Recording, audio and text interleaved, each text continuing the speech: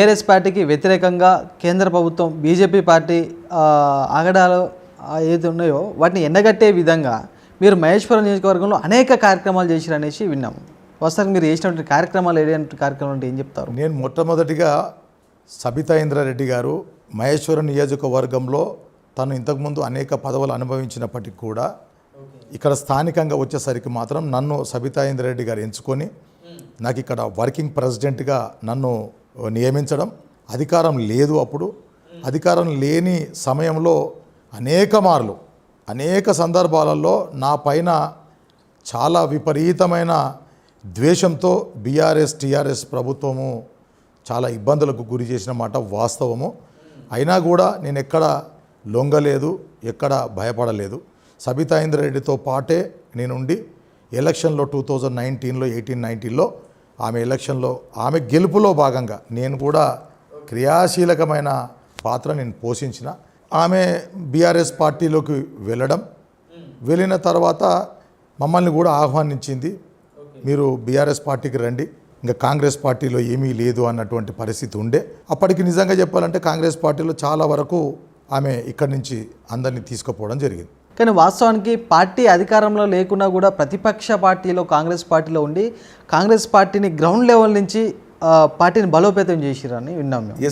నేను అదే అది ఎలా సాధ్యమైంది అసలు మీకు? నేను అదే చెప్తున్నాను. ఎక్కడ లేకపోయినా ఇక్కడ ప్రెసిడెంట్గా నన్ను పెట్టిన తర్వాత నాకు ఒకటే బాధ్యత గుర్తొచ్చింది. ప్రెసిడెంట్ అంటేనే పూర్తి బాధ్యత ఈ మీర్పేట మున్సిపల్ కార్పొరేషన్ది నా పైన బాధ్యత పెట్టిండ్రు. అది కొండ విశ్వేశ్వరరెడ్డి అన్న గారు నా మీద నమ్మకంతో నాకు ఆ పదవిని ఇప్పించడం జరిగింది. ఉత్తమ్ కుమార్ రెడ్డి గారి చేత నాకు ఇప్పించారు. అప్పటి జిల్లా అధ్యక్షులు చల్ల నరసింహారెడ్డి గారు ఉన్నారు. వారు ఇచ్చిన తర్వాత నా బాధ్యతను మరింత పెంచింది. స్థానికంగా నాయకులు లేరు, కార్యకర్తలు లేరు, ఎవ్వరు లేకున్నా కూడా ఒంటరి పోరాటం నేను మొదలుపెట్టి ఇప్పటి వరకు కార్యకర్తలను తయారు చేసుకుంటూ ఒకవైపు, పార్టీ విధి విధానాలకు కట్టుబడి మరోవైపు, నేను పార్టీ ఇచ్చినటువంటి ప్రోగ్రామ్స్ ఏవైనా ఉంటే నిరసన కార్యక్రమాలు కావచ్చు, ధర్నా కార్యక్రమాలు కావచ్చు, దిష్టిబొమ్మ దగ్ధాల కార్యక్రమాలు కావచ్చు, ఇట్లా అనేక కార్యక్రమాలు నేను చేస్తే నా పైన పోలీసు వాళ్ళు అనేక మార్లు నన్ను తీసుకుపోయి పోలీస్ స్టేషన్లో భయపెట్టినా కూడా నేను వెనకంగా చేయలేదు. అధికారం తెచ్చేంత వరకు నేను విశ్రమించేది లేదు అని చెప్పి నేను మీర్పేట మున్సిపల్ కార్పొరేషన్ అధ్యక్షుడిగా నేను పార్టీని పట్టుకొని పార్టీని మరింత బలోపేతం చేయడానికి నేను కృషి చేశానని గంటపదంగా చెప్తా. వాస్తవానికి సామిడి గోపాల్ రెడ్డి గారు మీర్పేట అయితే మహేశ్వరం స్థానికుడు కాదు, ఇతర నియోజకవర్గం నుంచి వచ్చి ఇక్కడ పెత్తనం చెలాయిస్తున్నారు రాజకీయంగా అనేసి విమర్శలు వస్తున్నాయి. ఇది వాస్తవం కాదా? పూర్వం మలక్పేట్ కాన్స్టిట్యున్సీ, మహేశ్వరం కాన్స్టిట్యున్సీ కూడా మలక్పేట్ కాన్స్టిట్యున్సీ, ఇబ్రాహీంపట్నం కూడా మలక్పేట్ కాన్స్టిట్యున్సీ, ఉమ్మడి కాన్స్టిట్యున్సీ రైట్. అదేవిధంగా ఇప్పటి వరకు పార్టీ కోసం అనేక రకాల కష్టపడ్డారు, పార్టీ బలోపేతం కోసం అనేక రకాల కృషి చేశారు. అలాంటిది ఇప్పటికీ వరకు సామిడి గోపాల్ రెడ్డి గారు ఒక రాజకీయ నిరుద్యోగిలాగా మిగిలిపోయిందంటే ఏం చెప్తారు? నా టైం రాలేదేమో, లేకపోతే అంటే మీ టైం రాలేకనా, లేకపోతే మీలో ఉన్న రాజకీయ నాయకత్వ లోపం ఏమైనా ఉందా? నేను చెప్తున్నాను కదా, 25 సంవత్సరాలు పోరాటం చేసినటువంటి ఎవరు కూడా నాయకత్వ లోపం ఉండదు. నాయకత్వ లోపం ఉంటే 1-2 ఏళ్ళని వెనకకి వెళ్ళిపోతారు. ఇతర పార్టీ నాయకుల దిష్టి బొమ్మదాలు పెడుతారు, ఇతర పార్టీ నాయకులను ప్రశ్నిస్తారు, కానీ మీ సొంత పార్టీ నాయకులు ఎందుకు అడగలేకపోతారు బలంగా? నాకు ఈ పదవి కావాలని, పార్టీ బలోపేతం కృషి చేస్తున్నా, నాకు ఆ పదవి అండి, నాకు గుర్తింపు అనేసి మీరు ఎందుకు అడగలేకపోతారు?